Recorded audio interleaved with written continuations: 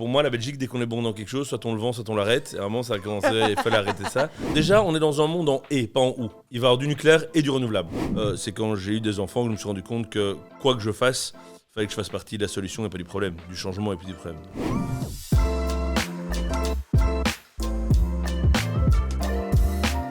Bienvenue dans cette nouvelle émission de Dans le Salon. On est là aujourd'hui toujours avec Youssef. Salut Thierry, salut Mathieu. Salut. Mathieu, bienvenue. Merci bien. On est très très content de te recevoir ici dans le salon. Écoute, on verra si je le suis après aussi. Ouais, c'est pas sûr. C'est pas sûr. Il faut savoir que Mathieu et moi on partage quelque chose de très fort, c'est qu'on a les deux plus grosses voix de l'écosystème. Et donc Julien est vraiment là avec le micro en train déjà de pleurer avec le sang qui passe. Mathieu, donc toi, on est content de te voir évidemment. T'as une cool actu pour l'instant. Ouais. C'est que on va revenir évidemment sur ton parcours, mais là maintenant t'es en train de bosser pour créer un fonds dans le nucléaire. Exactement. C'est correct ce que je dis ? Tout à fait. On est en train de lancer un fonds Venture Capital. Donc on veut financer les startups qui sont actives dans tout l'écosystème du nucléaire. Donc tout ce qui va permettre de optimiser, préserver, sécuriser, aider à démanteler des centrales nucléaires. Ouais. Très très très sérieux déjà. Et donc aujourd'hui on va évidemment parler de ça, parler de ton parcours. Et on va aussi parler de en fait comment on crée un fonds. C'est ça. Parce que nous on a reçu des gens qui lancent des startups, on en a plein. Des gens qui ont vendu beaucoup moins. Des gens qui lancent leur fonds. Encore moins. Donc là, vraiment, t'es l'oiseau rare qu'on est vraiment ravis de... En plus, en train de lancer, parce qu'on n'est pas encore arrivé. Mais on va y arriver. On va y arriver, évidemment. Raconte d'abord le nom, Nuctech, c'est ça ? Ouais. Parle-nous un peu d'où vient cette idée, déjà. Du fond ? Alors, en fait, tout est parti du fait qu'à un moment, la Belgique a décidé d'arrêter le nucléaire. Yes. Il y a quelques années, je crois qu'on s'en souvient tous. Et j'ai commencé un peu à me renseigner, à dire mais en fait le nucléaire, à quel point est-ce qu'on est pertinent en Belgique, à quel point est-ce que c'est une grosse partie de notre énergie, est-ce qu'elle est carbonée, décarbonée, quels sont les avantages pour qu'on arrête. Et je me suis rendu compte qu'en fait c'est une énergie qui est la plus décarbonée de toutes, donc qui produit le moins de CO2 au kilowattheure produit, qu'on a une vraie connaissance en Belgique et qu'on allait la remplacer par une énergie carbonée, ce qui m'a rendu complètement fou. C'est pour moi la Belgique, dès qu'on est bon dans quelque chose, soit on le vend, soit on l'arrête. Et à un moment ça a commencé, il fallait arrêter ça. On a une connaissance de dingue, on était un des premiers pays d'Europe à avoir une énergie nucléaire, on est des pontes dans quelque chose. Okay. Et on allait de nouveau passer à côté du sujet. Et du coup je me suis dit qu'il était largement temps de creuser un petit peu, voir s'il y avait quelque chose à faire dans le secteur. Et c'est là qu'on s'est rendu compte qu'en fait, il y avait un énorme écosystème qui était en train d'arriver pour compenser plein de problèmes dans le secteur et que donc un outil de financement dédié avait tout son sens. Incroyable. Et c'est décarboné, mais... Donc le nucléaire, c'est l'avenir ? C'est pas l'éolien, tout ça et tout, le solaire ? Alors, si. Alors, c'est quoi le débat ? Déjà, on est dans un monde en et, pas en ou. Il va y avoir du nucléaire et du renouvelable. Il faut savoir qu'à l'heure actuelle, 84% des énergies produites sont encore fossiles. Donc fossiles, c'est le pétrole, le gaz et le charbon. 16% seulement, c'est le nucléaire et le renouvelable. Okay. Donc le chemin à couvrir si on veut arriver au net zéro en 2050 est énormissime.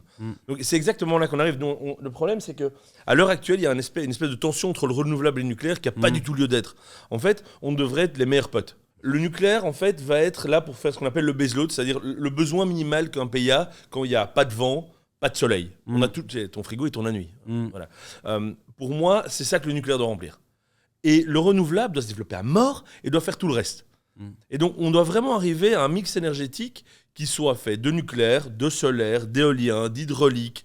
Il y en a plein d'énergies décarbonées. Il faut juste arriver à en fait, réaliser que l'ennemi commun, c'est le fossile. Et que moi, je veux aller voir j'ai des potes qui sont dans le solaire, des potes qui sont dans l'éolien. Et on se rend compte qu'il y a un espèce de débat entre nous qui n'est pas du tout sain. On devrait aller voir ensemble pour aller foutre le fossile dehors. C'est là qu'on est. Beau ça. S'unir pour les foutre le fossile dehors, ok, ça marche. Mais donc ils font des fonds, il faut aussi des fonds, mais il y a déjà pas mal de...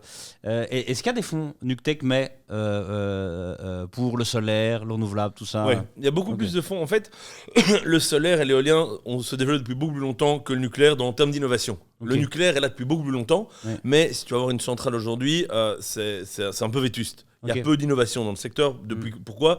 Parce que beaucoup de pays, politiquement, ont décidé d'abandonner. Donc, pourquoi innover dans quelque chose qu'on allait abandonner à la base ? Ce qui est complètement en train de changer maintenant. On voit que la France reconstruit des réacteurs, les Pays-Bas, l'Angleterre, la Pologne. Il y a plein de pays qui reconstruisent. Le solaire et l'éolien, pas du tout. Ça fait très longtemps que c'est un secteur qui est beaucoup plus jeune, mais dans lequel l'innovation est beaucoup plus grandissante. Donc, il y a plein de fonds, justement, qui font du clean tech, du green tech, du solaire, de l'éolien. Il n'y avait pas un fonds orienté nucléaire. Il Il y avait des fonds un peu plus private equity, donc un peu plus late stage qui faisaient du nucléaire, mais pas ce petit fonds venture qui s'intéressait vraiment uniquement aux technologies early stage. Ok. Et comment toi, tu passes de skipper à te dire, mais en fait, je vais lancer un fonds? Alors, en fait, j'ai toujours eu lancer un fonds. Ok. Depuis mon premier stage à l'UNIF, ma finalité était de lancer un fonds d'investissement. Ok. Ouais. J'ai fait un stage dans une boîte qui mettait en relation des investisseurs et des entrepreneurs. C'est là-dessus que j'ai écrit mon mémoire, etc. Et je me suis dit, mais attends, c'est vraiment un truc de dingue d'arriver à aider l'innovation à travers de l'investissement, mais de l'investissement sain, pas de l'investissement... Voilà, je me suis dit, attends, mais c'est génial, mais qu'est-ce qu'il faut pour arriver à lancer un fonds d'investissement, pour être crédible? Et je me suis dit, ok, il faut du conseil. Je suis parti chez Deloitte. Il faut de la finance. Donc, je suis parti faire du M&A à Londres et à Bruxelles. Puis, je suis parti en private equity. Donc, je suis passé en fonds d'investissement. Et puis, je me suis dit, maintenant, si je veux arriver à quelque chose de plus early stage, il est temps de me lancer un peu moi-même dans une carrière d'entrepreneur pour un peu comprendre la réalité d'un entrepreneur. C'est là que j'ai lancé Deliveroo en Belgique en tant que general manager et puis que j'ai repris tout le Benelux. Et c'est là, après, que j'ai lancé Skipper en tant que CEO pour ajouter à mon arc la corde investissement. Parce qu'on a fait 2 levées de fonds. Donc, en tant qu'entrepreneur, je comprends ce que c'est de lever des fonds. J'ai ouvert 2 pays, la Belgique et la France. C'est un produit tech. Donc, j'ai géré et travaillé avec une équipe tech. Tout ce qui me manquait pour, je trouve, être pertinent face à un entrepreneur aujourd'hui, lui dire, écoute, je comprends tes challenges. Je suis pas là, désolé, mais pour te niquer. Je suis là pour qu'on grandisse ensemble. Je suis pas là purement financier, qui va regarder purement mon rendement. Je suis là pour arriver à une situation qui te convienne pour que ta boîte grandisse encore mieux. Donc, je connais ta vie de tous les jours, je connais tes challenges, donc je peux t'aider. Et c'est vraiment pour ça que j'ai fait tout ce parcours. Et au moment où je suis arrivé à Skipper, je me suis dit, ok, je pense maintenant que je peux être pertinent. Bon, en tout cas, tu sais te vendre. Je veux dire, moi, là, j'ai envie d'investir. Enfin, soyons honnêtes, on va regarder, on va appeler dans toute l'équipe, chercher les poches de tout le monde. Ça va être top, ça va être top. Ça va, incroyable. Raconte un peu, ok, donc tu as cette conviction-là, depuis que tu es étudiant, tu as fait ta carrière pour arriver à être, selon toi, selon nous aussi, pertinent là-dedans. Mais comment ça se passe? Ok, toi, j'imagine, tu dois réunir ton premier chèque aussi qui vient de chez toi. Ouais. Donc il y a une discussion en famille qui se passe. Mais après, qui t'appelle? Comment ça se passe? Comment on crée un fonds? C'est comme une start-up, tu vas pitcher, tu as un deck. Raconte un peu comment ça se passe les premières semaines de ça, quoi. Alors, c'est vraiment comme une startup. Donc à la base, j'ai un pitch, j'ai un deck. Déjà, on est 3. On est 3 à lancer le fonds. Moi, qui ai un profil plus entrepreneur financier. On a un des partenaires qui est vraiment financier avec une grosse expérience dans l'énergie, qui a fait partie chez Engie en M&A, puis plein de fonds d'investissement dans l'énergie. Et un troisième qui, lui, est plutôt pour le côté scientifique, technologique, que je crois que tu connais aussi, qui est Guéric, qui a lancé Scanworld. Qui est pas loin dans la famille. Qui est pas loin dans la famille vu que c'est mon beau-frère. Nos femmes sont sœurs. Ouais. Du coup, c'est à Noël, il y a 2-3 ans qu'on a commencé au début à faire une blague. Dire, tiens, on serait pas à faire l'investissement dans le nucléaire. Et puis, en fait, d'une blague est devenue une discussion un peu plus sérieuse, un peu plus, je me dis, attends, est-ce qu'il n'y a pas quelque chose à faire et creuser. Puis finalement, on s'est donc comme quoi, une blague peut déboucher à quelque chose. Et écoute, comment ça se passe? C'est exactement comme tu as dit, on fait un pitch. L'idée, c'est d'arriver avec une thèse d'investissement qui parle. Qu'est-ce que je veux dire par qui parle? C'est-à-dire qu'il soit assez unique. Parce qu'arriver avec une thèse d'investissement de je veux lancer un fonds dans le SaaS, pourquoi lancer ça alors qu'il y a des beaucoup plus gros fonds en Angleterre? Donc une thèse unique, une équipe unique, donc des compétences. D'ailleurs ça c'est vraiment une des choses pour être assez honnête avec lesquelles on struggle un peu, on est ce qu'on appelle un first time fund, c'est la première fois qu'on lance un fonds. Exact. Donc il faut qu'on arrive à convaincre les investisseurs que non seulement on n'est pas trop con, mais que si entre nous ça va bien fonctionner. Et c'est là qu'être beau-frère en fait aide. Parce qu'ils se disent que vu qu'on est beau-frère, on a déjà des discussions un petit peu intenses et donc on est toujours beau-frère. Donc ça marche. Exactement, vous êtes déjà fighté, c'est la première fois. Quoi. Non mais donc c'est vraiment important. Et puis l'idée c'est de prendre son bâton de pèlerin, d'identifier quels sont les investisseurs qui sont les plus, un peu pas les usuels suspects, ceux qui sont le plus en lien avec ta thèse d'investissement. C'est-à-dire à qui la durabilité parle, la décarbonation, etc., qui vont vraiment voir l'angle. Et puis, à un moment, c'est arriver à convaincre. Et là, on a nos 5 premiers investisseurs qu'on a convaincus. Donc, c'est vraiment chouette. L'avantage, c'est que le plus dur, c'est le premier. Yes. Tu vois, et ça va de plus en plus facilement. En 5 mois, c'est vraiment court comme laps de temps, donc c'est top. Là, on attend des réponses importantes. On a un gros pipe d'investisseurs à qui on parle. Tous les jours, je fais 2-3 pitchs, je pense. Ouais, non, c'est vraiment intense. Et l'idée, c'est convaincre que l'idée est bonne, que le timing est bon, que les rendements sont bons. Parce que clairement, on est en train de faire un fonds d'investissement qui n'est pas un fonds d'impact. C'est-à-dire, on n'est pas là pour faire de la philanthropie de projet. On est là pour générer un rendement en ayant un impact sur le monde. Parce que pour moi, l'un est indissociable de l'autre. Donc, convaincre qu'on va arriver à ça, que c'est mieux d'investir son argent chez Newtech qu'autre part. Dans un moment où les liquidités ne sont pas excellentes, les marchés ne sont pas, sont pas dingues. Donc, ça veut dire que c'est vraiment... Donc, ça veut dire que c'est encore plus dur de convaincre que c'est vraiment chez nous qu'il faut le mettre. Et voilà, écoute, c'est beaucoup. En parallèle, on parle déjà pas mal de startups. On est déjà dans des due deals. On explique bien qu'on est en train de lancer, donc on a pas lancé et qu'on verra un peu. Mais ouais, on est. J'imagine parce que souvent quand un fonds annonce sa création, il annonce aussi qu'il a déjà 3 startups. Toi aussi, tu dois, j'imagine, convaincre tes investisseurs, enfin tes LP, que tu sais sourcer de la startup, quoi. Ah, complètement. J'imagine que Complètement. c'est D'ailleurs, ça, que ton accès est. Ah oui, mais nous, on vend quoi en fait avec Nooktech? En ayant choisi une thèse d'investissement si focus, on vend le meilleur deal flow, c'est-à-dire Oui, on c'est ça. sait et on veut avoir accès aux meilleures startups parce qu'on est tellement focus. Les gens, on a mis en place tout un réseau de Scots, donc de gens qui nous connaissent dans le milieu académique, chez les consultants, des fonds plus gros qui nous renvoient beaucoup de fonds et ça qu'on vend en famille, qui disent mais attends, pourquoi est-ce que moi je te paierais un management fee? En fait, je pourrais faire de l'investissement en direct. Et je leur dis oui, mais alors deux choses. Un, tu n'aurais pas accès au deal auquel moi j'ai accès parce que c'est tellement spécifique. Et deux, on met en place un énorme réseau d'experts, de scientifiques pour valider les thèses d'investissement, mais aussi aider la startup à grandir. Et donc, on met en place tout un réseau. C'est vraiment ça qui est important. C'est sans ces deux éléments-là, en fait, il n'y a pas vraiment d'intérêt d'investir chez Nooktech. C'est là, on va tellement dans le deep tech qu'une personne ne peut pas comprendre s'il n'est pas scientifique. Voilà ce qu'on met à disposition, quoi. Ok. Et là, t'en as 5. Et c'est quoi le goal et ton timing rêvé? Alors, mon timing rêvé, alors moi j'ai. Ça fait 50 millions, c'est ça? 50 millions, c'est l'objectif. On fait un first close à 30 millions. First close, c'est-à-dire que dès qu'on arrive à 30 millions, on clôture le fonds une première fois. C'est-à-dire qu'on peut commencer à opérer en tant que fonds et après on continue à lever jusqu'à 50 millions. Alors, il n'y a pas vraiment de scénario idéal. Ce que je me suis rendu compte, ce que je n'avais pas imaginé avant, c'est deux choses. C'est un, en Belgique, on a une densité de family office qui est assez impressionnant. Ah ouais? Ouais, il y a vraiment beaucoup de personnes qui aiment ce genre d'investissement, et donc ça c'est très bien. Et deuxième chose, c'est on a un tissu industriel qui de près ou de loin est actif dans le nucléaire qui est assez incroyable aussi. Okay. Et donc c'est vraiment nos deux usuels suspects, c'est la famille qui a envie de mettre son argent dans quelque chose qui soit plutôt partie de la solution que du problème, et des industriels qui, eux, ont envie d'être en contact avec l'innovation, voir ce qui se passe dans le secteur, parce qu'eux ont un attrait commercial en tant que client, en tant que fournisseur dans le secteur. Ça, c'est un peu nos deux grosses conclusions. Ok, mais pas timing idéal pour pas, j'imagine, t'enfermer dans un timing, mais 2023, c'est ça quand même l'objectif. Ouais, clairement. L'objectif. Et qu'est-ce que tu penses, tu sais, pour que de nouveau start-up, on capte le truc, parce qu'un fonds, ça a toujours l'air venu, une licorne venue du ciel, mais qu'est-ce que tu penses que tu auras fait comme pitch? Combien de pitch tu auras fait, tu penses, pour arriver tu devrais dire un chiffre. 100 pitch? Beaucoup plus. Beaucoup plus? Ah oui, non, attends, beaucoup plus. Ouais. Là, je suis déjà à plus de 100 maintenant. Ok. Non. Ouais. Alors, ça dépend. Tu parles de l'elevator pitch vite en 3-4 minutes, essayer de voir si quelqu'un est intéressé à un événement, ou tu parles d'un full pitch, 1 heure avec deck. Ouais. Même l'élévateur pitch le premier, quoi. Non, mais je vais être à mon avis, on va finir à 4, 5, 600. Ouais. Minimum. Ah non, it's a number game. Ouais. Vraiment, tu dois voir le plus de monde possible parce que tu sais jamais à quel point tu tapes sur une corde sensible en disant le nucléaire, j'adore. Déjà, le nucléaire est clivant. De moins en moins. Ouais. À l'heure actuelle, il y a une enquête sortie il y a quelques semaines, 9 Belges sur 10 sont pro-nucléaire, sont pro avoir du nucléaire dans le mix énergétique du futur, donc c'est beaucoup moins clivant qu'il y a 1 an et demi. Mais déjà, il y a ça.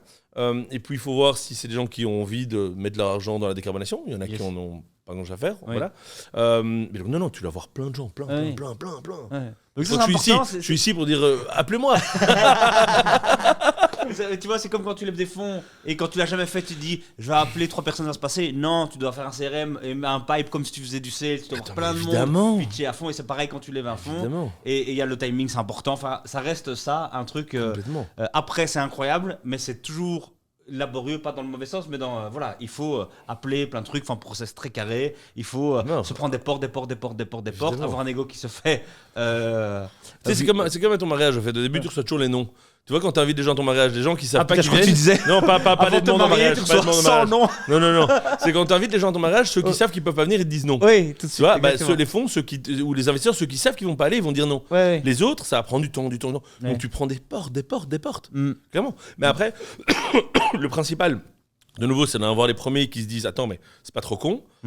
Pour l'instant, j'ai pas encore fait un pitch où les gens m'ont dit tu m'as fait perdre mon temps ou ce que vous faites est quand même con. Okay. Chaque fois, c'est putain, moi ça a le mérite de me faire réfléchir et de me dire est-ce que c'est quelque chose pour nous. Après, si c'est quelqu'un qui investit pas trop dans le VC parce qu'il est plus dans le late stage, so be it. Qui investit moins du fonds de fonds parce qu'il préfère du direct, so be it. Donc les raisons pour lesquelles les gens n'investissent pas sont souvent bonnes. Maintenant, c'est pas pour autant que moi je vais pas arriver à les convaincre. Évidemment, évidemment, évidemment. Je vais te raconter, moi, ma pire rencontre dans les levées que j'ai faites. J'en ai fait 2 et pas 30, mais j'en ai fait 2, donc j'ai rencontré beaucoup d'investisseurs. Et après, tu me racontes la tienne. Ma pire. Ok. Mais je te mets à l'aise en te racontant la mienne. Ouais. Donc, j'ai un fonds, et j'ai raconté plein de fois, parce que je suis un vieux gars, je radote tout le temps et tout, mais un fonds nous appelle. Franchement, c'est rare. Normalement, t'appelles. Tu vois, les fonds, là, un fonds nous appelle pour dire ce que vous faites, c'est vraiment canon. C'est pas Startup, c'est la boîte d'avant. On a envie de vous rencontrer. Nous, mais c'est déjà la fête dans notre tête. Tu vois, que ce fonds-là, européen, nous appelle pour dire on veut vous rencontrer, on vous suit. Tu vois, quand on les connaît pas, on se dit, mais d'abord, c'est une blague, machin et tout. On est là-dedans. Le truc. On est tout jeune, c'est notre deuxième levée. La première levée, c'était le Business Angel. Enfin, c'était beaucoup plus. C'est la deuxième levée, c'est un peu plus sérieux, mais on n'y connaît encore rien. Et moi, je suis encore très, très jeune dans cette approche-là, quoi.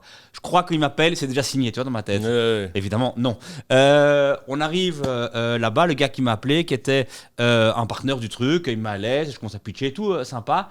Et puis, le boss du fond arrive, mais qui est vraiment une star, si tu veux, dans le truc. Il arrive, moi déjà j'en peux plus, tu vois. Le mec est là et tout. Il s'assied, je puis il s'endort. Non. Il s'endort. C'est un prêt à lunch. Il s'endort.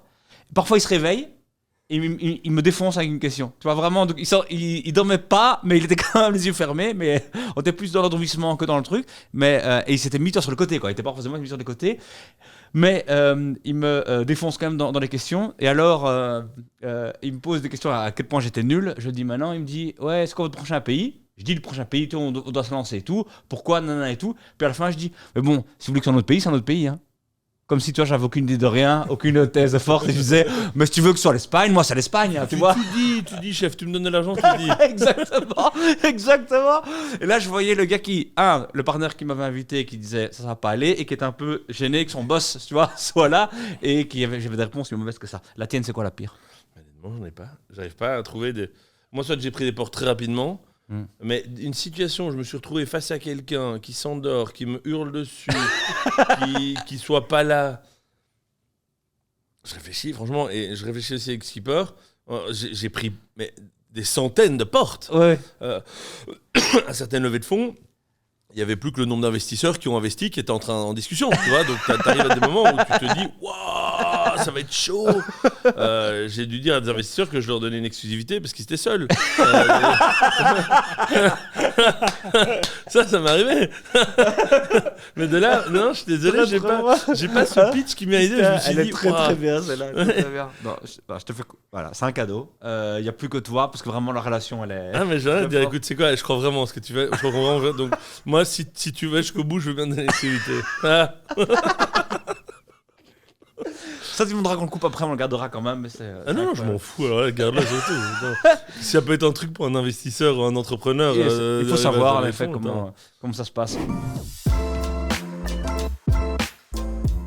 On arrive maintenant à la rubrique où on a envie de te connaître. On a parlé un peu de NewTech, c'est bien. Ouais. Mais on a envie de connaître Mathieu. Et on va te poser plein de questions. L'objectif, c'est quoi? C'est la difficulté, c'est que tu répondes en un seul mot. Donc, Ok. on va aller chercher ton dictionnaire et on y va. Ça va? Prêt? Ok. Attends, mais porte-avions, c'est un mot ou c'est 2 mots? C'est un mot. Ok. On est sympa. Donc vous êtes quand même assez relax. Ouais. Très bien. Donc, ici, en tant que fondateur, on dit souvent qu'on touche à tout. Comment est-ce que tu pourrais présenter ton rôle à un enfant de 5 ans? Épicier. Et puis, tu fais quoi concrètement au quotidien? Vendre. Quelle qualité pour un fondateur? La résilience.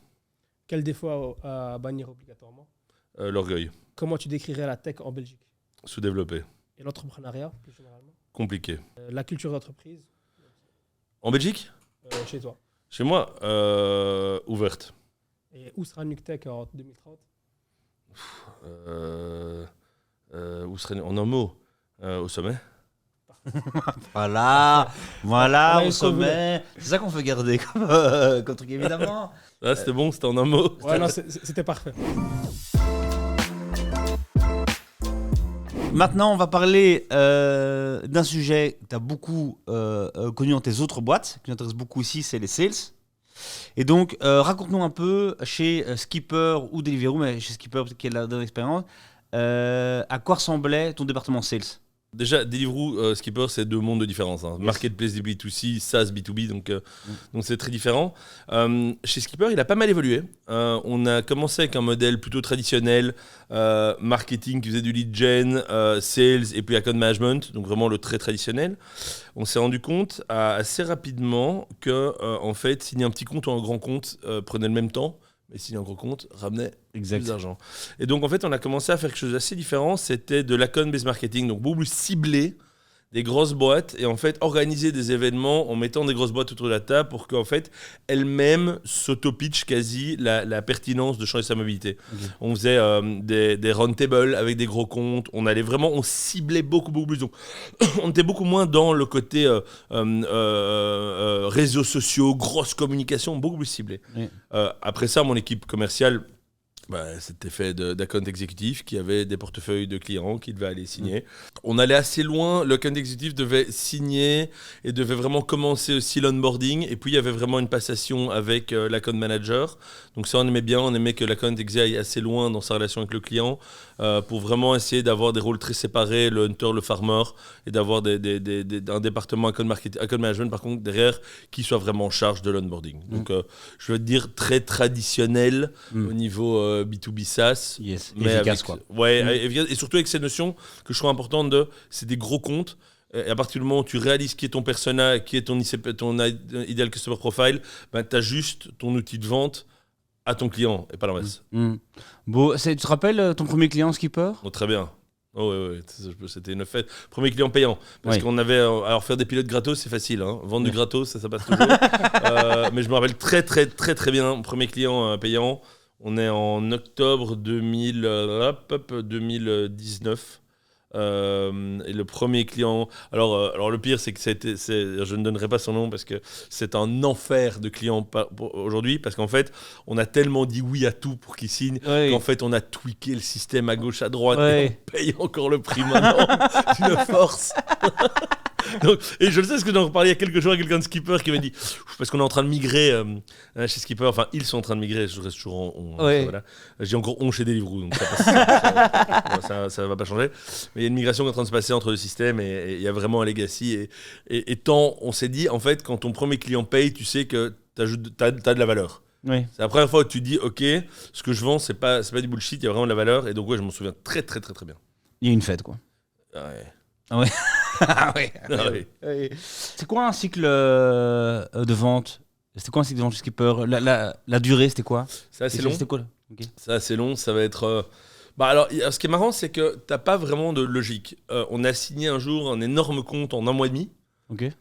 Tout comme on a des petits comptes qui vont prendre 9 mois. L'important, en fait, c'est de se dire, pour vendre un produit, je pense, c'est mon point de vue, pour vendre un produit à une société, il faut être important, il faut amener de la valeur, mais il faut être aussi urgent. Et des gens de Skipper qui écouteront cette émission se rappelleront très bien des gens qui disent que c'était important urgent. C'est très bien d'être important, mais si c'était pas urgent, en fait, t'es toujours postposé. Au calendrier grec, dire ouais, c'est top, on a d'autres priorités, le fait d'avoir eu Covid, a été très dur en période de Covid pour Skipper parce qu'évidemment B2B mobilité, tu te rends bien compte, on prêchait l'anti-mobilité pendant Covid, donc ça n'allait pas très bien. Mais en fait, là où on vendait une mobilité durable avant, on a commencé à vendre une mobilité durable et flexible. Et le côté flexible, en fait, renvoyait à tout le home working qui arrivait, de se dire, en fait, quand un employé est à la maison, je ne vais pas payer pour son trajet. Et donc, à partir du moment où tu rentrais dans une économie pour la boîte, tu arrivais dans le côté durable, qui était important, et l'économie nous rendait urgent. Yes. Et donc, en un coup, ton cycle de vente s'accélère parce que tu leur dis, écoutez, plus tôt vous le faites, plus vous économisez l'argent. Et là, évidemment... Là, tu touches. Et donc, en fait, avant, quand tu es important, tu vas toucher que les gens qui sont vraiment des convaincus fondamentaux, qu'il faut désengorger les villes, réduire les émissions de CO2. Et donc, il y en a. Il y a des CEO de boîtes qu'on a signés qui étaient vraiment des convaincus. Il fallait ils pitchent mieux la boîte que moi aujourd'hui. Mais pour aller au-delà de ces premiers grands convaincus, il faut une dimension. On n'est pas dans un monde de bisounours, il faut une dimension économique, il faut une dimension de gain de temps, il faut une dimension d'efficacité. La durabilité et l'écologie n'est pas suffisant, malheureusement. Beau, l'urgence, beau, important urgence, ça qu'on retiendra. De ça, pas de SDR chez toi alors ? On en a eu. On en a eu. Et puis on a arrêté quand on est passé dans ce modèle de l'account-based marketing, justement, Oui. moins besoin de SDR. Oui. Et donc nos SDR qu'on avait, qui sont encore dans la boîte, sont beaucoup plus maintenant orientés sur comment est-ce que je vais approcher, cibler des gens dans les grosses boîtes. Ok. Donc, Tu commences à évoluer, quoi. Voilà. Tu peux le faire. Ok. T'as un truc pour les sales encore, on est bon? Non, je voulais juste demander ici par rapport à l'aspect account-based marketing. Quand tu as un gros compte, comment est-ce que tu le cibles? Est-ce que tu as des petits tips? nous, ce qu'on a fait, c'est un mapping déjà des industries qui étaient les plus pertinentes pour Skipper. Tu vois, c'est-à-dire quelles sont les industries dans lesquelles il y a le plus de bagnoles, typiquement, qui sont aussi dans des zones urbaines ou périurbaines. Si tu es en campagne complète, mine de rien, il y a moins d'alternatives à la voiture, donc c'est un peu plus compliqué à vendre.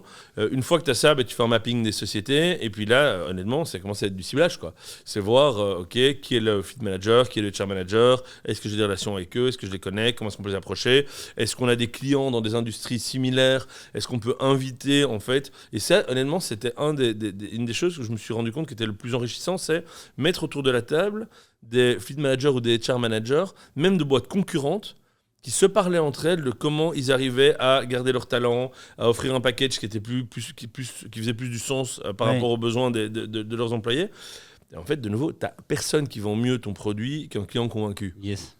Tu le mets autour de la table, ils se parlent, et honnêtement, ça marche vraiment pas mal. Très très bon. Très bon. Donc, je t'explique le concept en 30 secondes. L'objectif, c'est quoi? C'est que tu as 2 minutes, je vais te mettre le chrono. Tu auras le minuteur en face de toi pour un peu plus de pression. Chouette. Et je t'envoie des questions popcorn dans tous les sens. Tu dois répondre le plus vite possible. Et l'objectif, c'est qu'à la fin, on te compare aux autres invités. Et Attends, et c'est la qualité ou la quantité qui compte? la quantité. La Donc, quantité faut vraiment et, balancer, quoi. et le moins de mensonges. De toute façon, on jugera. Si c'est pas accepté, il y a l'arbitre ici. Qu'est-ce qu'il en sait si je mens pas? Il te connaît assez bien. Moi, je connais tout. Ah ouais, c'est ça. Il te connaît assez bien, ce sera. Et toi, c'est ok. Qu'est-ce qu'il en go. sait? Ça va, ce sera plus ton avis, etc. à ce niveau-là. C'est très bien. Quand tu es prêt, tu me dis, on y va. Je suis prêt. Ton premier salaire? En chiffres? Ouais. 1500 € brut avec voiture. Et la plus grosse facture que tu aies jamais envoyée? Quelques centaines de milliers d'euros. Tu as une idée de quelques? Honnêtement, je ne me rappelle pas. À mon avis, ça devait être 400 000 €. Parfait. Ton pire client? Mon pire client, chez Skipper? J'en sais pas. Mon pire client, le type, chez Deliveroo, le type qui a faim quand la commande est en retard. Le meilleur client? Le CEO convaincu qu'il faut changer le monde. Est-ce que l'intelligence artificielle va prendre le dessus sur l'homme? Non, je pense que ça va aller ensemble. Pourquoi le nucléaire? Parce que c'est décarboné, contrôlable et global. Ton avis sur ChatGPT? Alors, j'ai pas un avis assez tranché, j'ai pas assez utilisé, mais je pense par contre que c'est une révolution de perception des choses. Parfait. Meilleur entrepreneur en Belgique? Ah, compliqué. Meilleur entrepreneur en Belgique, il y en a quelques-uns quand même. Hein. Tu vois, un qui est dans ton top 5, quoi. Évidemment. Oui. J'adore Muriel, j'adore Grégory, j'adore Adrien.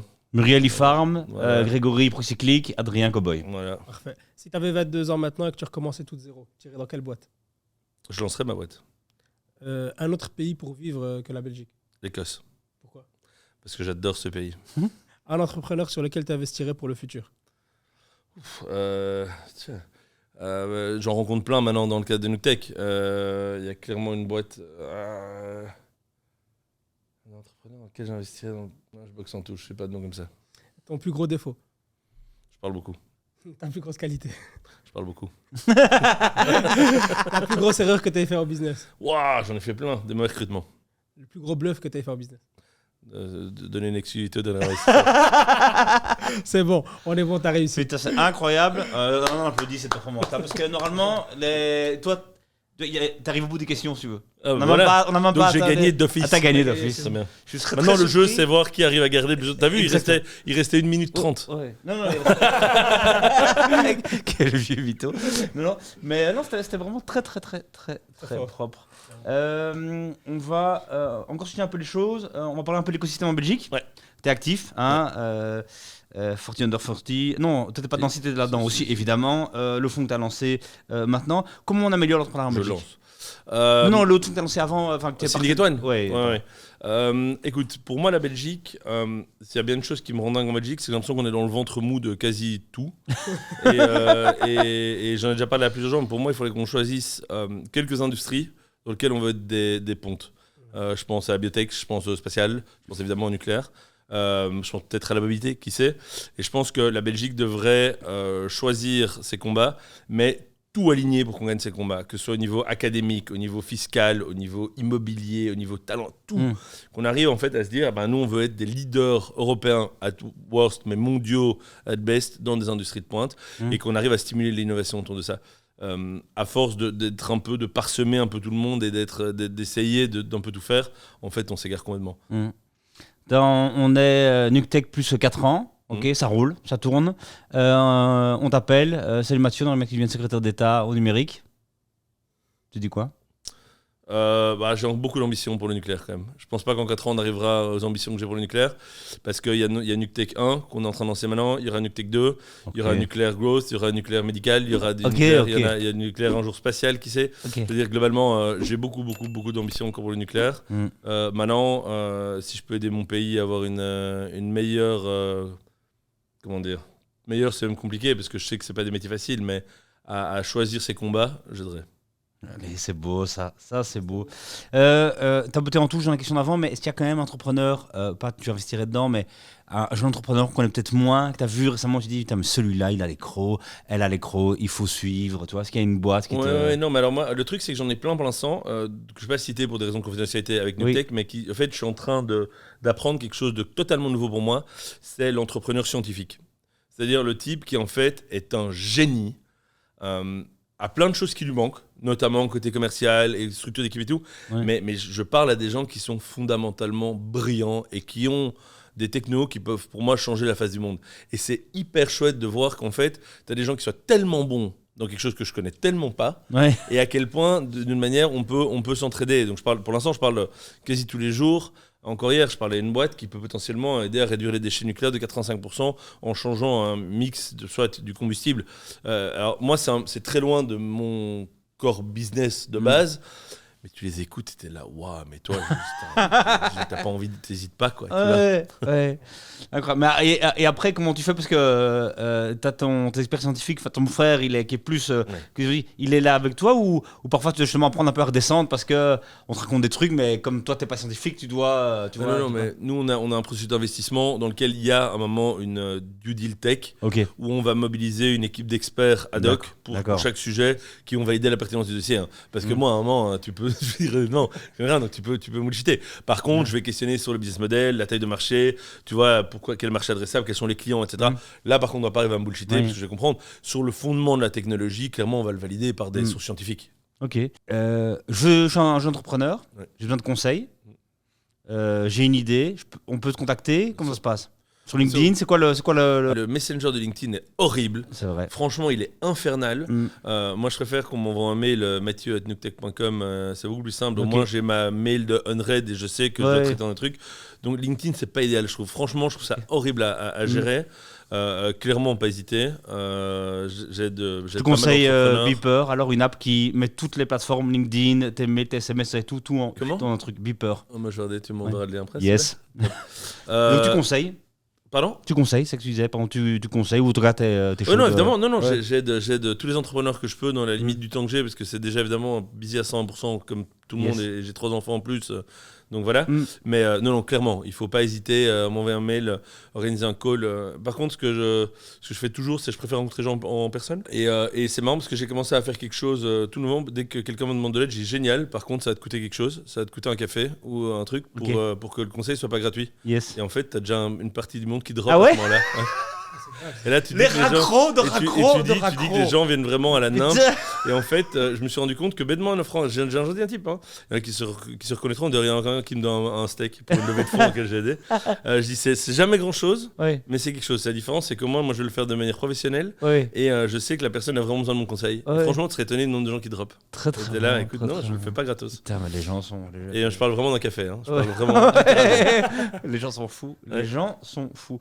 Est-ce qu'il y a un film, un livre, un podcast, un blog post que tu conseilles alors ça dépend un peu à qui. Moi j'ai adoré The Hard Things About Hard Things quand j'ai commencé ma carrière d'entrepreneur parce que je trouve que c'était vraiment pertinent dans les exemples. C'est Horowitz, pas du tout. Ouais, Horowitz. Okay.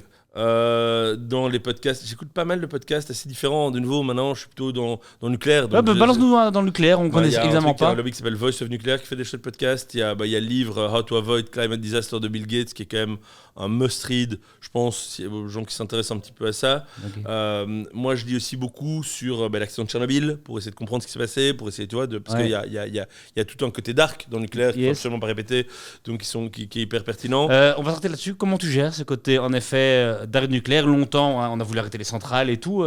J'aurais posé des questions évidemment au début, mais je me rends compte que je ne l'ai pas posé, je crois que je vais la poser maintenant. Tu feras un mix.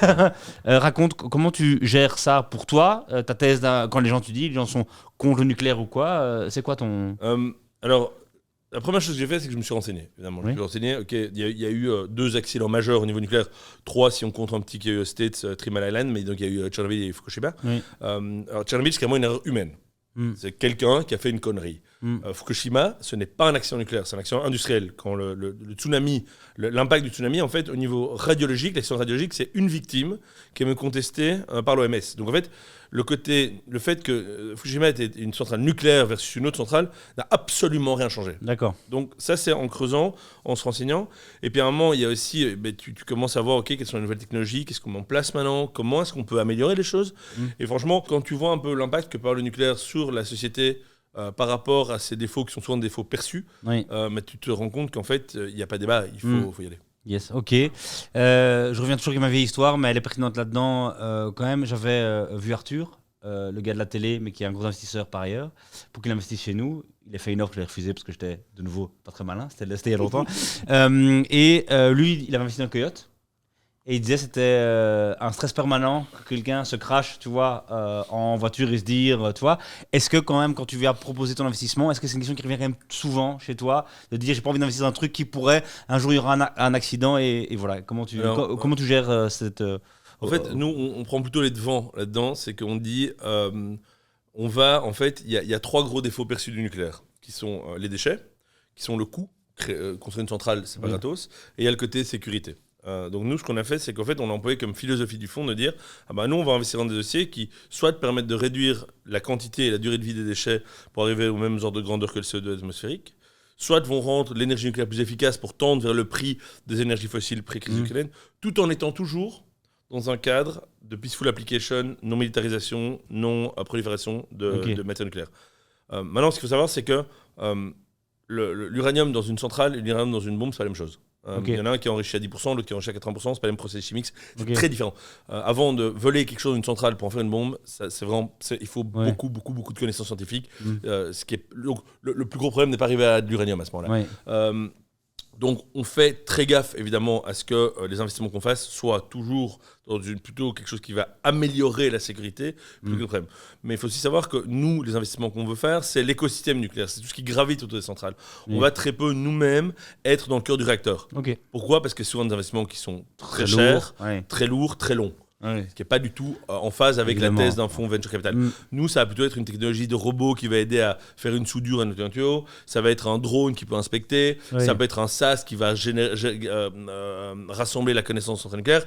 Ça va être tout ce genre de choses-là. Plus que vraiment être dans le cœur de là où il pourrait potentiellement avoir un problème. Mais bon, les technos évoluent aussi.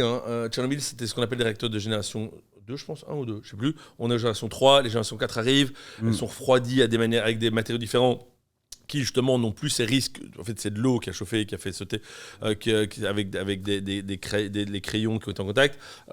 Maintenant, on est sur des technologies qui sont beaucoup plus sécurisées. Donc, il y a beaucoup moins de trucs. Et puis un jour, il y a le Graal de la fusion nucléaire, qu'on regarde un peu aussi, qui là est littéralement sans danger, parce qu'au moment où tu changes un des paramètres de ta réaction, elle s'arrête. Tu n'as plus du tout ce concept de réaction chaîne qui peut arriver. Ok, top. On va maintenant passer à une petite section team building. On va maintenant parler de toi et encore de toi. Par contre, la jarre elle est là ? Top. Alors, tu peux aussi prendre l'enveloppe. L'enveloppe ou la jarre ? Justement, c'est les deux. Donc maintenant, on va se focaliser sur Mathieu. On va essayer de poser des questions qu'on te pose peut-être pas souvent dans des interviews et tout. Là-dedans, il y a des questions pertinentes. Dans celle-là, il y a des questions moins pertinentes, mais aussi marrantes. Donc, mais tu peux commencer par celle-là. Sur pris au hasard ? Yes. Je prends la première, donc à tous les coups, celle que tout le monde prend. Et comme les gens ont peut-être mélangé, c'est peut-être des pas pertinentes qui sont mélangées là-dedans, mais on verra quoi. Alors, décrivez une expérience que vous avez vécue et qui vous a fait revoir vos valeurs. C'est en effet la première, elle est pas évidente. Ah non, moi c'est très facile. Ah, ok. Ouais, moi c'est dès que j'ai eu des enfants. Dès que j'ai eu mon premier enfant. Donc ma fille est née juste au moment où j'en sais Deliveroo. Ok. Mon fils est né au moment de la crise sociale Deliveroo. Ok. Et mon troisième enfant, donc ma deuxième fille, est née il y a 1 an et demi, donc quand j'étais en skipper. Et clairement, c'est quand j'ai eu des enfants que je me suis rendu compte que quoi que je fasse, il fallait que je fasse partie de la solution et pas du problème, du changement et puis du problème. Donc, non, très clairement. Beau. C'est assez simple. Cool. Si elles sont toutes aussi faciles. À l'aise. Là ou là Là, toujours. Je vais aller un peu en. Voilà. Ouais, mais attends, il faut pas avoir une grosse main pour ton truc. Ah, celle-là, elle est pas du tout chiffonnée. J'ai peur. Si vous deviez gagner 1 million d'euros, quel serait votre premier geste Investir dans mon fonds. Évidemment. Mais c'est con, mais Ouais. vu que je crois que ça va changer le monde, Yes. ce serait con de pas investir chez moi. Yes, tout à fait. Très bonne réponse. Tu peux aller là-dedans. Je vais dans les moins. Mm. Tu veux que je laisse là un peu Exactement, c'est très gentil. J'ai très peur de ce que je vais pêcher là. Moi, c'est Non, l'enveloppe non. qui me fait beaucoup plus peur que ça. non, t'inquiète. Là, il y en a 2, tu vois. Non, c'est de bêtes questions. Quel est votre coin préféré Exactement. L'Écosse. Très bien. Non, j'adore l'Écosse. L'Écosse, pour moi, c'est la météo qui me va. Au-dessus, tu dépasses les 25 degrés. Moi, je suis un homme du froid et de la pluie. Ok. Non, je déteste la chaleur et Ah le ouais soleil. Ouais, non, je déteste ça. Ouais. J'adore la nature, j'adore être dans le verre, j'adore mettre des bottes et être dans la boue. Mm. Donc, j'adore ce qu'ils font, j'adore le whisky. Mhm. Ok. Un des éléments de ma bucket list, c'est un jour jouer de la cornemuse. Donc, Ok, trop bien. Trop Voilà. bien. Tu peux retourner Ah, Parce je que- retrouve- putain, ouais. tu veux la deuxième aussi. Alors, y a-t-il un type d'aliment que vous refusez de manger auparavant, que vous trouvez délicieux maintenant que vous y avez goûté? Non, je mange tout, moi. Non, il y a des choses que je déteste, mais que je déteste toujours. Donc, non, je sais pas comment les gens peuvent manger la coriandre. Pour moi, c'est infect. Eh ben, moi, j'ai eu ça. Et maintenant, j'aime bien. Ouais. Et j'ai l'impression que ça va vous le dire. Thierry, tu grandis. Je sais pas. C'est ça, possible. je me Moi, suis je suis dit. resté petit alors. Non, il y a rien. Non, j'ai toujours. Dès que je voyage, j'aime goûter tout ce qu'il y a de plus local et ce qui est plus. Ouais. J'ai aucun. Non. Mais l'Écosse, la nourriture Pardon? L'Écosse, la nourriture, c'est bien J'adore. Ouais. Attends, Dis-nous un attends. truc. Dis-nous un truc. Les gens du haggis, qui est de la panse de brebis farcie. Ouais. Ah, c'est hyper bon. Ok. Non, il faut arrêter de croire que l'Angleterre, c'est pas cuisiner. Ok. On mange très bien là-bas. Ok. Génial. Ouais, ouais. Cool. Juste pour te dire, quand quelqu'un a eu cette question sur quel est votre coin préféré, il nous a demandé le coin, le lieu ou le coin d'un carré. On a dit le coin d'un carré et on est parti là-dessus, donc tu vois. Et quand il avait dit au-dessus à droite, Ouais, il a dit, oh, c'est ça, il a dit ça. bah, c'est parce que dans tous les graphes d'entrepreneur, ta boîte, tu la mets là. Ah, bah ça, c'est une autre raison. Putain, on devrait voir cette question psy. En fait, lui, c'était parce que quand il va fermer son écran, je sais pas quoi, c'était en haut à droite. Moi, Ouais, c'est voilà. dans tous les graphes. Dans tout deck, dans tout pitch d'entrepreneur que tu vois, il y a un moment, un graphe avec des logos Ouais. et ils sont au-dessus à droite. Toujours. T'en mets un jour, le type qui la met en bas à gauche. Franchement, je dis, putain, lui, il est vraiment marrant. Ok. Tu veux prendre une question dans la jarre? Là, on essaie de pas mélanger parce que sinon, le prochain, on aura quelqu'un préféré dans la jarre. D'accord. Alors, qui a été votre plus grande inspiration dans la vie jusque-là? Ouah, c'est pas facile. Mm. Il n'y a pas une personne, je pense qu'il y a beaucoup de personnes. La plus grande inspiration, je sais pas très bien. Si je dois citer une personne en inspiration, je réfléchis, hein, mais c'est pas évident. Le pire, c'est que c'est pas la première fois qu'on me pose cette question et c'est pas la première fois que je sais pas y répondre. Non, parce que tu vois, je trouve que la vie est faite de plein de gens que tu rencontres. Bah, choisis quelqu'un très inspirant pour toi et dis-nous un peu qui c'est autour. Qu'est-ce que. Quelqu'un de très inspirant autour de moi. Tu veux dire que je connais personnellement ou on s'en fout? Non, tu peux connaître, tu peux pas connaître. C'est vraiment. Écoute, Ça peut être ton grand-père, ta grand-mère, ça peut être. Tu vois, on s'en fout quoi. Le mec s'est fait tout seul quoi.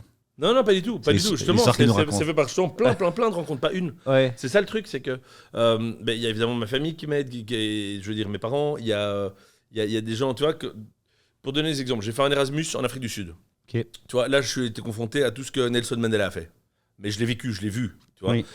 Mais dire Nelson Mandela, c'est tellement bateau qu'en fait. Ouais. Mais non, moi j'étais là-bas, j'ai fait des cours avec des Afrikaners qui étaient dans des classes avec des Noirs dont les parents avaient été tués par les femmes. Donc ça, tu es Ouais. dans des moments d'une intensité sans nom au niveau apprentissage de ce que c'est une gestion multiculturelle et des impacts de comment pardonner à d'autres, etc.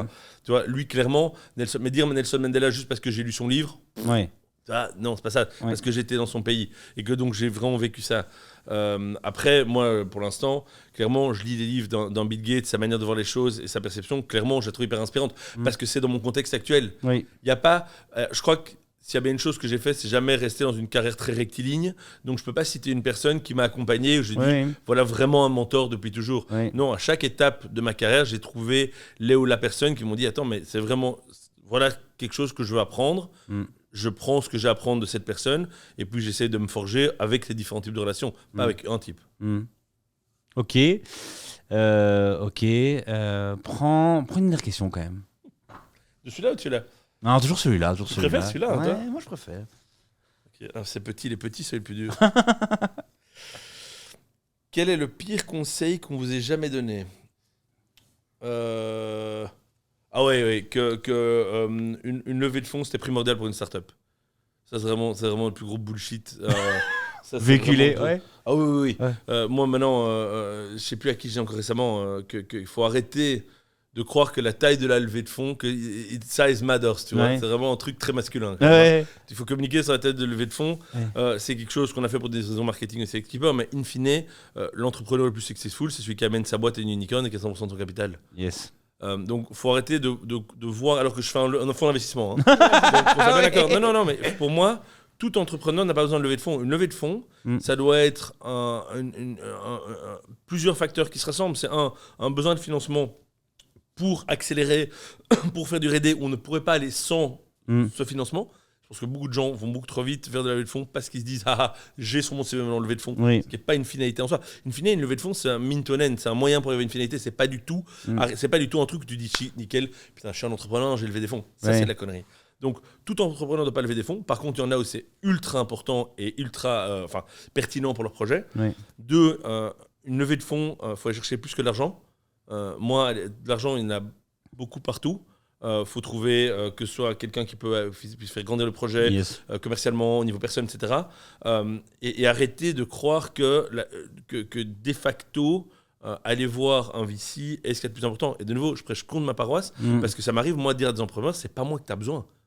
Tu n'as pas besoin de moi, tu n'as pas besoin de lever de fonds, ou tu n'as pas besoin de moi, tu as besoin de gens qui peuvent t'aider à deux niveaux. Moi, je veux pouvoir financer des gaillards ou évidemment des femmes qui disent, moi, j'ai besoin de tes moyens financiers pour faire grandir mon projet, mais j'ai aussi besoin de toi pour m'aider ou quelqu'un du fond, tu vois. Donc, lever de fonds, qu'il faille absolument lever des fonds pour être un entrepreneur à succès, ça, c'est vraiment une connerie. Allez, beau, ça, on va vraiment s'arrêter là-dessus. Merci beaucoup d'être venu dans le salon. On va être d'accord, Youssef, que ce franc-parler fait plaisir. Cette énergie fait plaisir, mais c'était vraiment trop cool. Merci à vous d'avoir regardé. Vous n'hésitez pas à commenter, vous n'hésitez pas à contacter Mathieu, son adresse email si vous avez donc conseil. Vous n'hésitez pas à contacter Mathieu si vous voulez investir évidemment. C'est quoi le ticket d'entrée du fonds? 500 000. Ouais. Ok. Donc tu dois être riche, mais pas ultra riche. Voilà. Ça peut se passer. Nickel. Parfait. À plus tout le monde. Merci, au revoir. Merci. Nickel.